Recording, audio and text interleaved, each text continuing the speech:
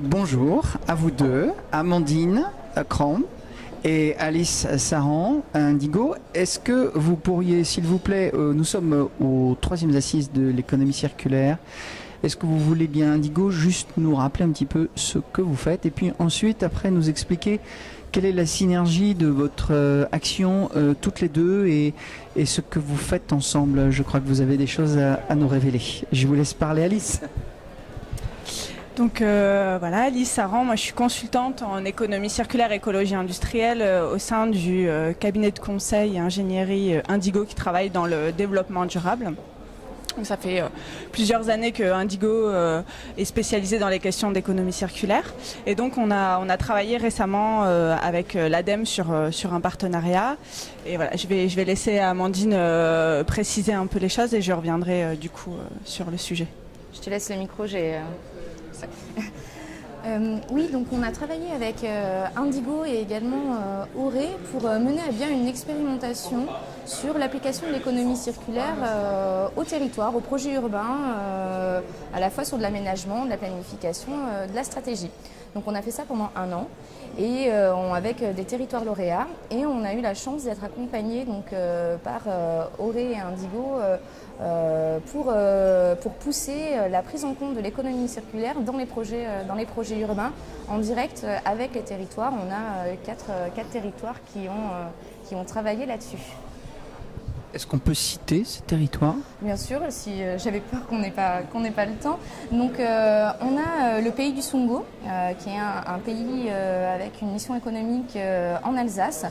On a l'EPA DESA, qui est l'EPA Nanterre-La Défense, avec une action sur le quartier des Grous.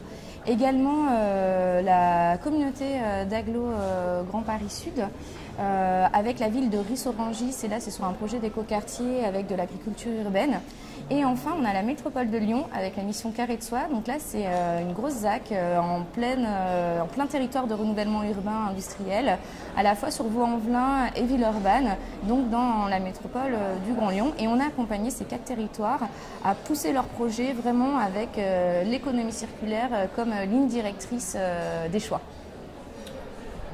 Y a-t-il beaucoup besoin d'impulser, de donner de la méthodologie? Là, vous avez je dirais des retours d'expérience qui sont extrêmement ciblés. Vous, Indigo, vous pouvez parler justement de cette méthodologie. Comment est-ce qu'on arrive vraiment à faire que les acteurs passent à la vitesse supérieure? Justement, en échangeant avec ces 4 territoires lauréats, en fait, on s'est rendu compte d'un certain nombre de choses. Donc, le processus de groupe de travail a permis de faire remonter leurs besoins. Et finalement, la mission, quand on parle avec les territoires, ce qu'elle a permis le plus, c'est d'avoir la légitimité de l'ADEME derrière pour dire à leurs élus, voilà, c'est porté par l'ADEME, donc ça a du sens, il y a un intérêt. Est-ce que vous voulez bien nous aider à porter le projet qu'on est en train de mener sur l'économie circulaire pour intégrer plus l'économie circulaire et aller plus loin? Voilà. Et donc en fait, dans ces différentes, tous les échanges qu'on a eus avec les territoires, à la fois, donc Indigo a vraiment accompagné les 4 territoires lauréats, mais Auré aussi a animé des ateliers de groupe de travail. Ça a permis de faire remonter un certain nombre de choses. On est allé aussi regarder d'autres expériences qu'il y avait ailleurs sur les sujets, donc ça a été aussi un gros travail.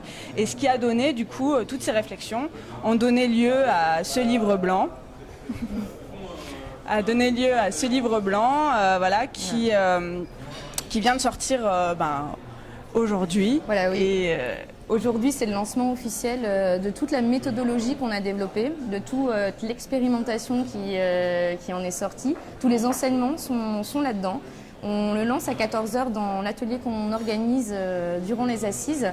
Et il sera aussi disponible sur le site internet de l'ADEME. Alors, livre blanc, je vais poser une question un peu idiote, mais pour un autre territoire, c'est une leçon, on peut vraiment trouver de la méthodologie, des éléments qui permettent vraiment de mettre en œuvre? Alors, c'est pour ça qu'on l'a appelé livre blanc, parce qu'on pose les bases d'une réflexion. Aujourd'hui, ça n'a jamais été fait. Ce lien aussi fort n'a jamais été fait. On explique pourquoi il y a un intérêt. On est sur des questions de flux, d'usage, de nouveaux modèles économiques. En ayant cette réflexion-là, on peut faire des aménagements résilients, circulaires. En plus, en croisant les échelles et les acteurs, nous, on expose ce postulat, on expose cette première réflexion. Pour un territoire, il va y avoir des outils méthodologiques, mais pas forcément sur notre méthode, mais sur d'autres choses qui existent. Et il y a surtout des exemples pour montrer que c'est possible. Il y a des expérimentations pour dire c'est possible, ils l'ont déjà fait, et regardez sur telle ou telle thématique, c'est possible. Nous, on essaye de faire une vision d'ensemble.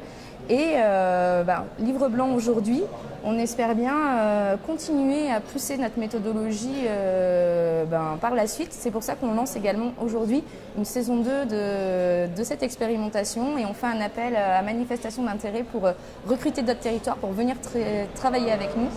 Et là aujourd'hui, il y a des premières pistes de réflexion, mais pas encore vraiment des méthodos. On espère sortir ça la prochaine fois qu'on sera interviewé. Dans 2 ans. Dans 2 ans.